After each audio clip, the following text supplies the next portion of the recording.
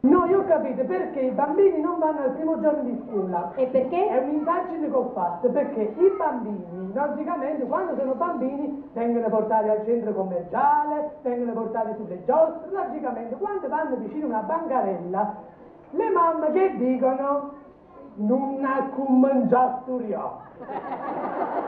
I bambini, non capendo il gergo napoletano perché a 3-4 anni si parla ancora italiano, logicamente prendono alla lettera quello che uno si dice e perciò quando li porta a scuola si sbattono, no, io già faccio che io mi ammazzo, no, che sono ammazzato.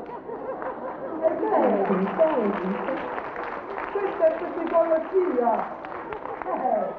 E che le bambine hanno 70 anni di esperienza. Ah, avete 70 anni? Sì, portati abbastanza bene. Certo. La mia cura, sapete qual è? Qual è? È stare sempre con i bambini, perché con chi te la fai e così stai. Io ve ne avrei dati massimo 87. Ma quanti anni fate? Ma che l'ha cacciato a questo casino? Scusate, ma voi siete invece il vicepresidente? Sì. Allora, prossimo anno facete il presidente così di te, guai che non vuoi là.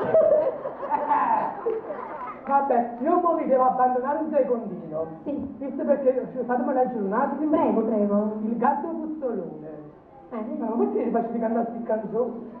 Io mi ricordo quella della mia adolescenza, lo festival di Napoli, quando mi mettevo col cittadisco così, tanto giro e sognavo con Claudio Villa, sognavo con Mina, con quelle belle canzoni, quando stai qua con me, pure mio marito me la cantava.